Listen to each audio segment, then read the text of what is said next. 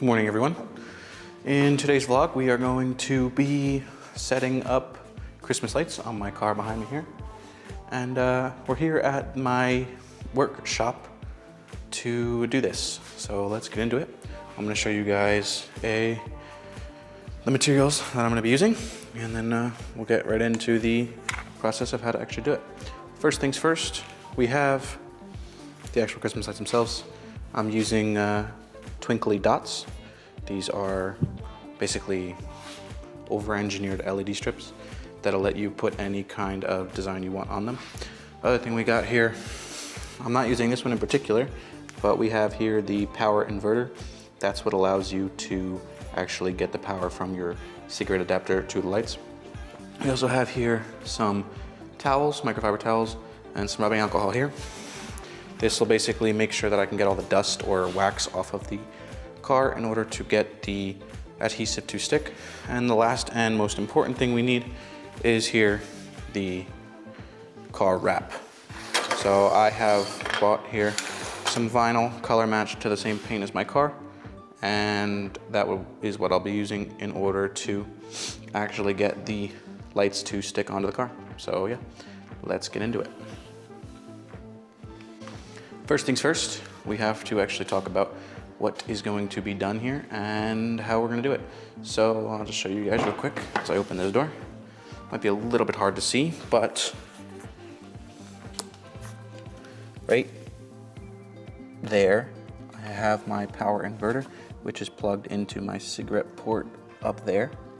That allows me to grab power for the lights, and then the power inverter, the power strip here is going to plug into that power inverter, and then for the front set of lights, I'm gonna run it underneath my seat. For the back set of lights, I'm gonna run it behind the seat and into the trunk, and then the lights are gonna run out of the trunk here and up on top of the car and on the back. And yeah, that's pretty much it.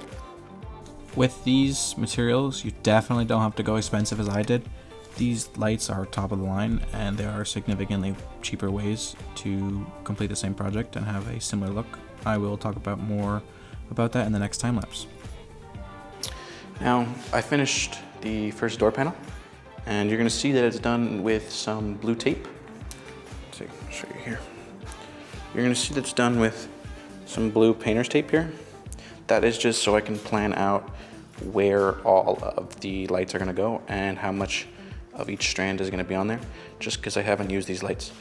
The way these twinkly dots work is they come in 2 strands of 33 feet each per light.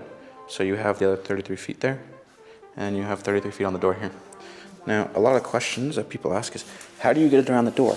Well, what you do is you run it under the door, and then when you open the door, you leave enough slack on the hinge so that the wire does not get caught, and then you can just close the door, and then as you can see, these wires are thin enough where they move underneath the door. And that's pretty much it. So I'm now going to go and do the other door, and we'll go from there. I will also be putting on the wrap to finalize the first door, so let's get it. As talked about before, I said there was a cheaper way to do this, and I'm gonna talk about that right now. So pretty much my first year, which was last year doing this, I used a set of Alani Christmas lights. I will link those in the description, along with some blue tape and that red power inverter that I showed at the beginning. That along with a power splitter that plugs into the power inverter, and that's pretty much it. I had used 2 1,000 foot strands of lights and hooked them all up and had a very similar result. I just wanted these because you can make specific patterns with them, and I thought it would look way cooler with these lights, and I decided to spend the extra money. So yeah. So the first door is tightened down and pretty much adhered to the car using the car wrap. I'll give you guys a look real quick. Now the trick with this is you want to make sure that all of your lines are tight. So here, if I come in here and you want to make sure that they're tight. That like shaking in between each of the lines, that is what will scratch your paint. Now, what I am gonna come and do later, after I get all of them in, is I'm going to come and put a piece of vinyl in between each light. That way that it tightens it down fully, and there will be absolutely zero rattling, which will mean that the lights will be onto the car and will not scratch the paint at all.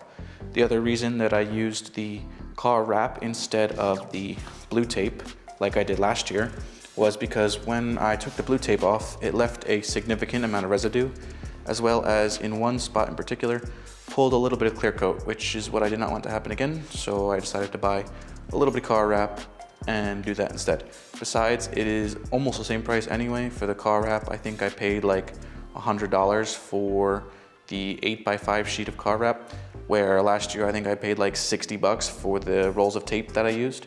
So yeah, that's pretty much it. I'm going to now do the other door and then start to work my way towards the front end of the car.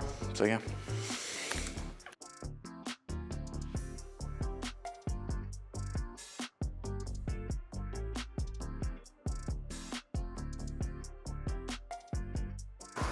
All right, after about 9 hours of taping and setting up the lights, the car is done. So I'm looking at it right now. It is in front of me. And here is the final reveal.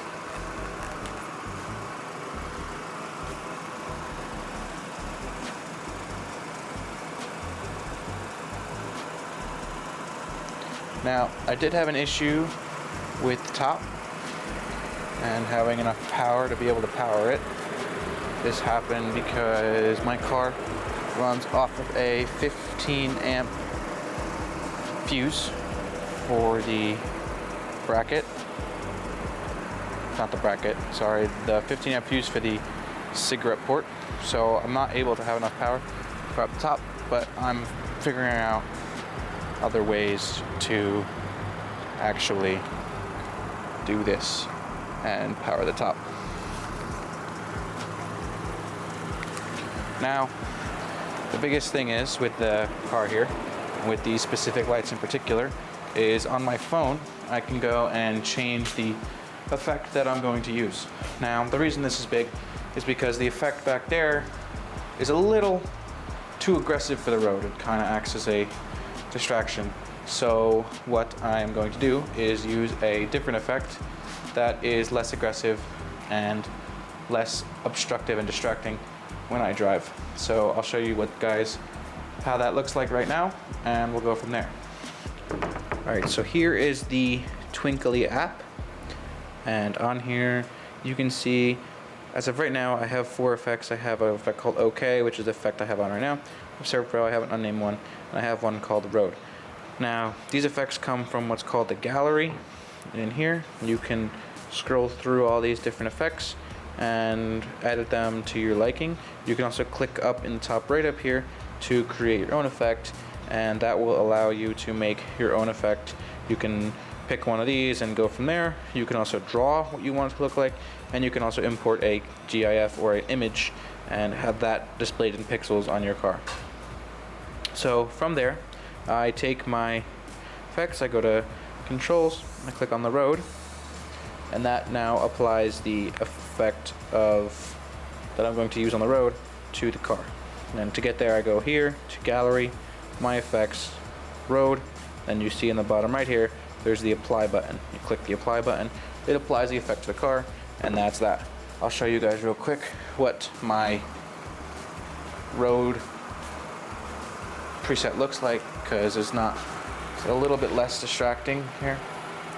So it's a super slow gradient between red, white, and green, and it is significantly less distracting than what would be the effect of the green, white, and red one that I had earlier. So yeah, that's it. So I hope you guys enjoyed this video, and if you want to see more content with the car, because we're definitely going to be doing some more, please like and subscribe. Thank you.